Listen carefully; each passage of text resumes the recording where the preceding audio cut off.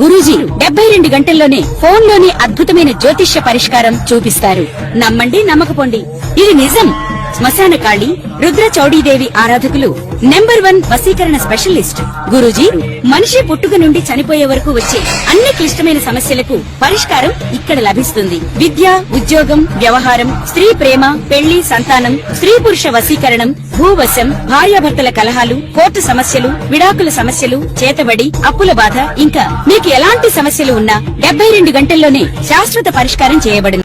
గజాననం భూతగణాదిసేవితం కపిత్తజంభూఫలచారుభక్షణం ఉమాసుతం శోక వినాశకారణం నమామి విఘ్నేశ్వర పాద పంకజం. చూస్తున్నటువంటి ప్రేక్షకులకు స్వాగతం. విశ్వావసునామ సంవత్సరంలో సెప్టెంబర్ మాసంలో 12 రాశుల వారికి గ్రహస్థితి ఏ విధంగా ఉండబోతూ ఉంది, వారు ఈ మాసంలో ఎటువంటి నిర్ణయాలు తీసుకోవాలి, ఎటువంటి పనులు చేయాలి అనే విషయాలను చర్చించుకుంటూ, దాంతోపాటు మనకు ఈ యొక్క సెప్టెంబర్ మాసం విశేషమైనటువంటి కొన్ని పండుగల గురించి కూడా చెప్పుకుందాం. సెప్టెంబర్ మాసంలో ముఖ్యంగా మనకు సెప్టెంబర్ 7వ తేదీ భారతదేశంలో కనిపిస్తున్నటువంటి సంపూర్ణ చంద్రగ్రహణం సెప్టెంబర్ 7 ఆదివారం రాత్రి ఏర్పడబోతూ ఉన్నది. తర్వాత ముఖ్యంగా సెప్టెంబర్ 6వ తేదీ మనకు భాద్రపద శుక్ల చతుర్దశి, మరి వినాయక నిమజ్జన ఉత్సవ కార్యక్రమం కూడా కనబడుతూ ఉంది. అదేవిధంగా మహాలయ పక్ష ఆరంభం కూడా భాద్రపద మాసంలోనే ప్రారంభం అవుతూ ఉంది.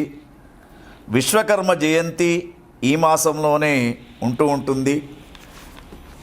ఇవన్నీ చూస్తున్నప్పుడు భాద్రపద మాసంలో ఎక్కువ శాతం మనకు మరి ఒక్కొక్క రాశి వారికి ఏ విధంగా ఉండబోతుంది అనే విషయాన్ని గమనించినప్పుడు, మొట్టమొదటి మనకు రాశులలో మొట్టమొదటి రాశి మేషరాశి.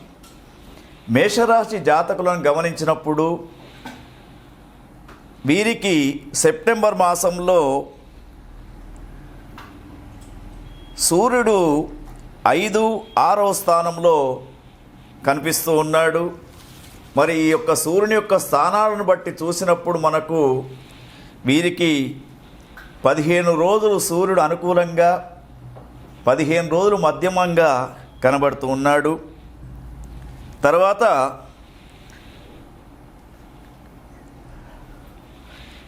అదేవిధంగా మరి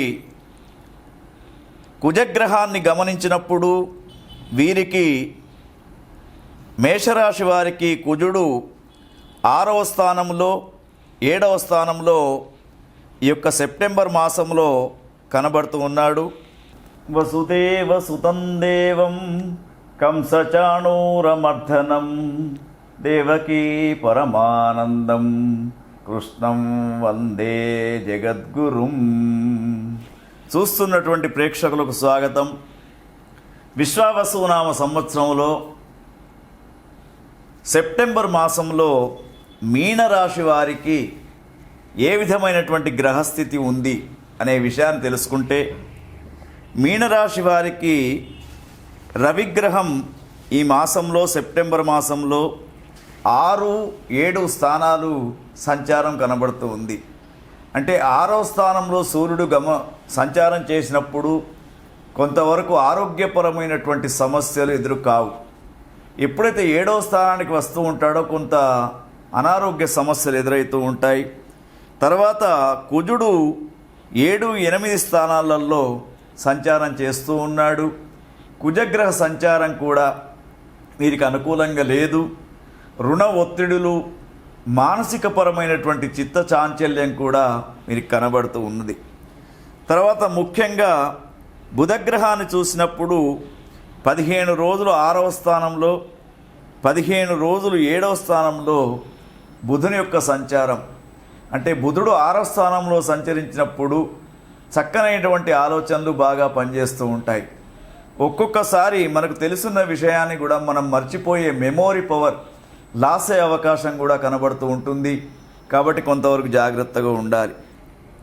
తర్వాత గురుగ్రహాన్ని గమనించినప్పుడు వీరికి మరి గురుగ్రహము 4వ స్థానంలో గురుగ్రహం ఉన్నాడు.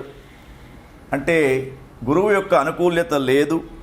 తర్వాత మరి శుక్రగ్రహము 5వ 6వ స్థానం అంటే 5, 6 స్థానాల్లో ఉన్నాయి. శుక్రగ్రహం కొంతవరకు అనుకూలంగా ఉన్నాడు.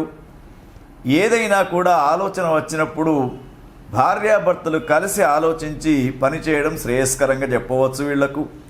తర్వాత ముఖ్యంగా శనిగ్రహాన్ని చూసినప్పుడు జన్మంలో శని అనుకోనటువంటి ప్రమాదాలు, ఆకస్మికమైనటువంటి ప్రమాదాలు, యాక్సిడెంట్లు ఇటువంటివి జరిగే అవకాశం ఉంది. ప్రయాణాల్లో చాలా జాగ్రత్తగా ఉండడం వీరికి శ్రేయస్కరంగా చెప్పవచ్చు. తర్వాత వీరికి మరి రాహువు 12వ స్థానంలో, కేతువు 6వ స్థానంలో. కేతుగ్రహం యొక్క అనుకూలత ఉంది కాబట్టి వీరికి మరి వీరిలో ఉన్నటువంటి నాలెడ్జ్ అనేది వీరికి ఉపయోగపడుతూ ఉంటుంది. ముఖ్యంగా ఇప్పుడు మనకు విశ్వావసునామ సంవత్సరంలో సంభవిస్తున్నటువంటి సంపూర్ణ చంద్రగ్రహణం ఏదైతే ఉందో మీనరాశి వారికి అశుభమైనటువంటి ఫలితాలు ఇస్తూ ఉంది. కాబట్టి చంద్రుని యొక్క ఆరాధన తప్పకుండా మీరు చేయండి. 7వ తేదీ సెప్టెంబర్ 7వ తేదీన మీరు గ్రహణానికి ఉన్నటువంటి నియమాలు పాటిస్తూ దాన ధర్మం చేయండి. 8వ తేదీన లయకారుడైనటువంటి శివుని యొక్క అభిషేకం చేయండి. వీలైనంత వరకు దేవాలయాలలో అన్నదాన కార్యక్రమంలో పాల్గొనే అవకాశాన్ని కూడా మీరు తీసుకోండి.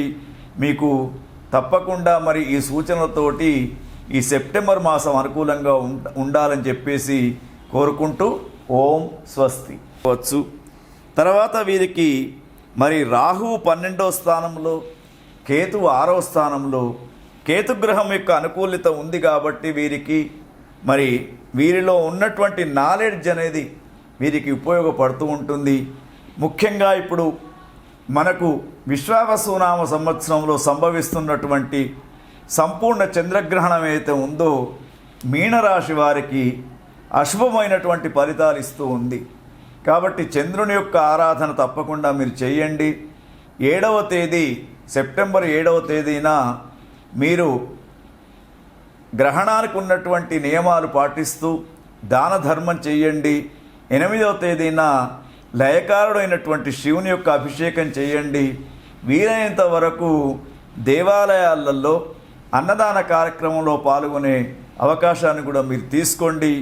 మీకు తప్పకుండా మరి ఈ సూచనలతోటి ఈ సెప్టెంబర్ మాసం అనుకూలంగా ఉండాలని చెప్పేసి కోరుకుంటూ ఓం స్వస్తి.